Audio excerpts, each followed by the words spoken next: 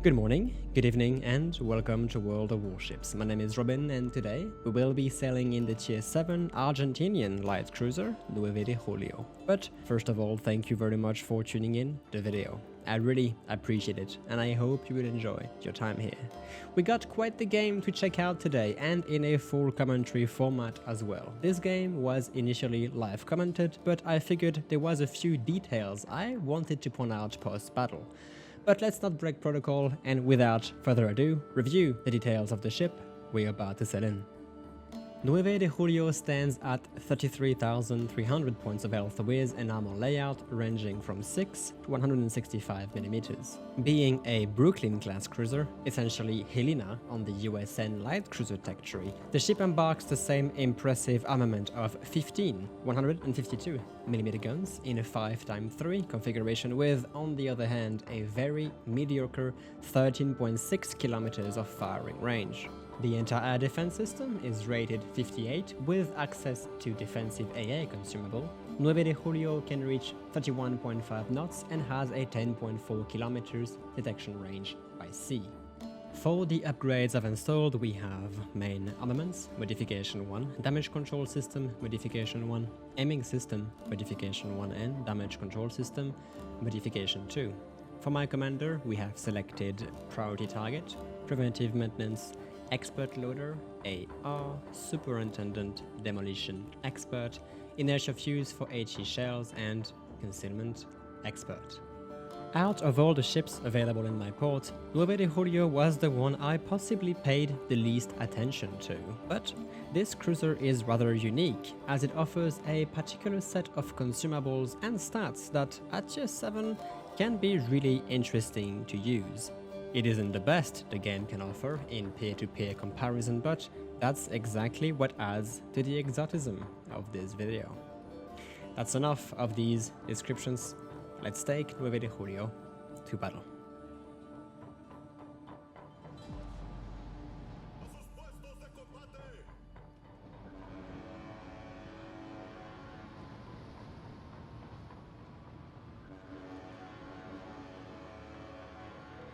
And here we are, on the map Shards, Domination Mode. We got ourselves a southwest spawn in reach of Objective A. We will be escorting 2 friendly battleships on this side, though we do not have a destroyer with us, which could reveal to be a bit tricky later on. Additionally, the matchmaking is pretty rough for us. Tier 9 battleships across the board, some of them in a division, and with our terrible range of 13.6 kilometers, we will have no choice but to close distances rather significantly if we want to engage any targets. Though our concealment is pretty solid, and being essentially an American light cruiser, we can focus on playing around islands, the latter which Shards has plenty to offer. Nueve De Julio has access to a heal as well, allowing us to correct a few mistakes and survive a bit longer in this harsh environment. My goal for this game is to take solid positioning behind the flat islands of G4. This could be quite risky as there are no easy escape routes from there, but other alternatives would just be me trying to get in range of a target, potentially in open water, and this just isn't going to work. I usually, to my own demise most of the time, go for the high risks, high rewards plays, and this is no different this time. Couple of enemy targets have appeared already.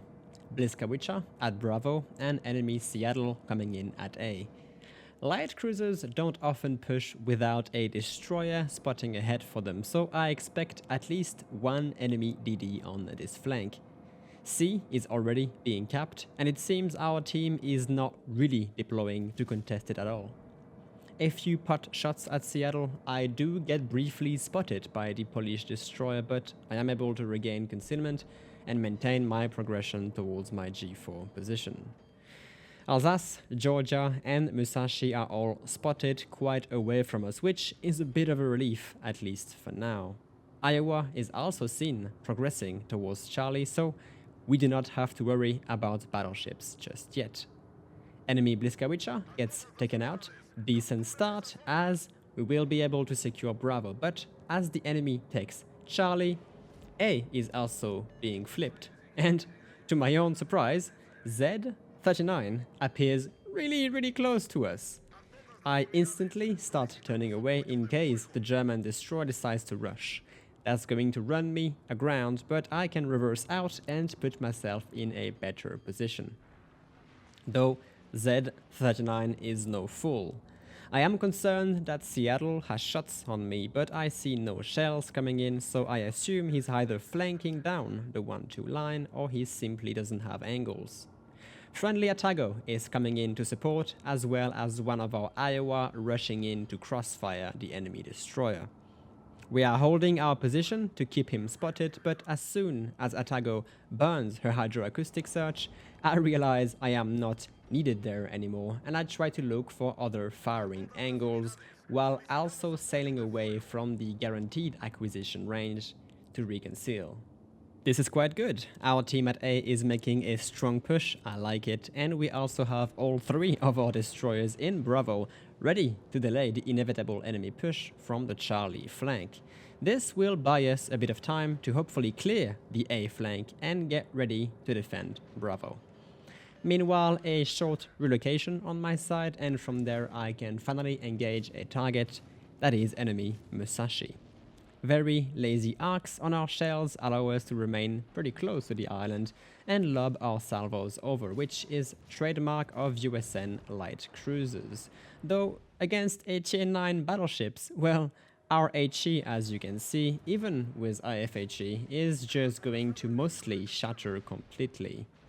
Helena, Boise, Nueve De Julio, they all have a maximum HE pen of, well, 31mm, making them quite strong against same tier battleships, but as soon as you're fighting higher tier battleships, which are covered in 32mm across the board, well, your HE efficiency drops significantly. Z39 is taken out, that's 2 enemy destroyers done, and we can start flipping our second cap. Though we are already out of range and we need to move out of our position as soon as we started feeling comfortable in it. With that said, my new goal is to link up with my destroyers at Bravo, ask them to land me their smokes, and try to get damage in the safest possible way. Musashi, Seattle, they are all going to run away, there is no point in us attempting to chase them down. Our rigger, the only tier 9 cruiser and only radar we had, is taken out, and that leaves me the most centralized cruiser on the map for now. We do have an enemy Miyoko coming in to support her allies. We take a few pot shots at her for decent damage, but my attention is quickly switched to the enemy Iowa Alsace division that is not only making a fast push down the 8 line, chasing down our Izumo, but also just hit me for 10,000 damage. Our Izumo is in trouble and understandably requesting for help. I cannot really decline, but I also do not really see how I will be able to effectively help him without throwing away my ship. This is where things start getting a bit slippery. Our team has, for some reason, halted their progression on the A flank. Both of our Iowas and our FDG are out of position, even though there is absolutely no destroyer threats, as the enemy Kagero, the last one on their team, was spotted last way over sea. That leaves the enemy quite the door to Bravo, even though they have to deal with our destroyers and me first. I am pondering my options here. I could fall back to A and kite the enemy battleships, or I could stand my ground and hope that my destroyers give their battleships enough trouble so that they don't just roll over me. We also have an enemy Georgia with a left-hand crossfire and enemy scores escorting them, but at this point my mind's all made up, we are holding. I lobbed a few salvos at the enemy Alsace, but this is not an angle I can safely hold. Additionally, as I round the island, I am spotted within my normal detection range, meaning Kagero is nearby, and nearby she is indeed. At this range, this is a fantastic target, though she is also spotting both of our destroyers at Bravo. Our first salvo is a complete whiff. I was not expecting the Japanese destroyer to slow down. Second one is better, though not nearly the damage I'm expecting from a 15-barrel salvo at this range. Our Gajamada gets taken out. I am trying my best to finish off Kagero and save our Sims, but that's not quite possible. Sims managed to trade with Kagero anyway before going down, but all his torpedoes were aimed at the wrong target. Enemy Iowa is now free to sail right through Bravo without a care in the world. And on that note, it's time for me to bail. I hold my fire, obviously no points on remaining detected with 4 ships aiming at you, and I am in a bit of a panic mode right now. I know Iowa is charging through. Going north would pit me against Musashi and Mayoko. Kiting back to A would give the Iowa an angle on my retreat. My only direct option is to deny Iowa's angle as long as possible, so he runs into our FDG first. Very strong salvo on the scores. This gives an idea of what the ship can do versus same tier opponents. But here comes Iowa. The enemy Alsace was taken out, though the same happened to our friendly Izumo. This leaves the Genese now the only enemy ship pushing the 9-10 line, as Georgia is following his division mate down the middle. Though the German battleship is the least of my concerns for now. I am dreading the possibility of Iowa rounding the island, and unfortunately, this is exactly what he's about to do. Our last standing destroyer, the Kiev, is unable to provide assistance, and we are going to have to brawl this one ourselves. AP is loaded. While extremely squishy, we do have 15 guns, and at this range, we don't miss.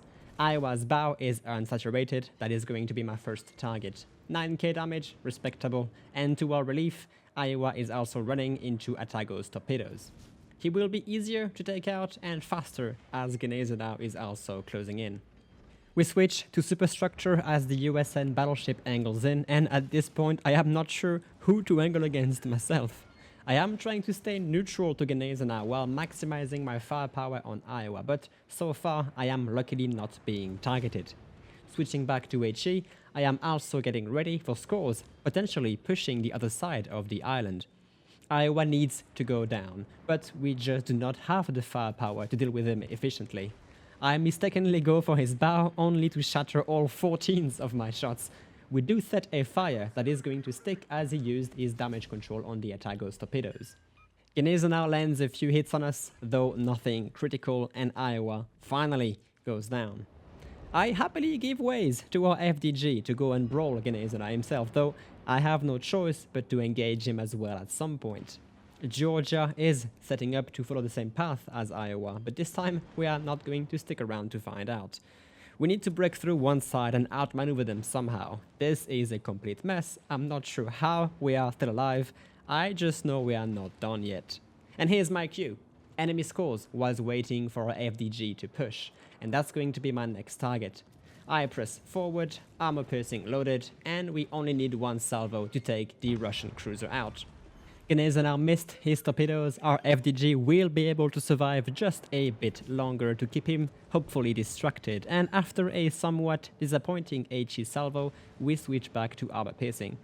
We have some support fire from the Kiev on our right, though our Atago is dealing with Georgia and Seattle, both trying to capture B. Couple more salvos on Genese now, not enough to save our FDG, though we do finish the German battleship off with a secondary kill nonetheless. Not even a second of respite, Musashi is back in the game and we barely turn in time to evade his salvo. Though we are now concealed, and most of all, we now have some control back over what we can do next. Seattle and Georgia are both angled against our Iowa. I absolutely have no idea what our second Iowa is doing, way out of position on the first line, but we need to proceed with what we have. In my direct front is an island I can use to take cover from Musashi while I attempt a quick run to catch Seattle by surprise. The enemy cruiser is exposed enough for my armor piercing to be somewhat effective, and yep, here is the juiciest salvo of our game so far, and we are ready to follow it up. Georgia was also ready for us though, but our armor is so paper thin that the shells just cut right through us without arming. Second salvo fails to finish off Seattle, and I am deliberately giving broadside to Musashi. The citadel on Helena is not specifically large, and even if extremely risky, it somewhat works as I am only getting overpenetrated. We secured a kill on Seattle, and after another shrugged salvo from Georgia, we finally take cover behind our island. Whew, game is not over though. Both remaining enemy battleships are still pretty healthy, and considering that I cannot penetrate their platings, we still have some work to do. Friendly Kiev has been providing good fire support in the meantime, but at the cost of most of his HP.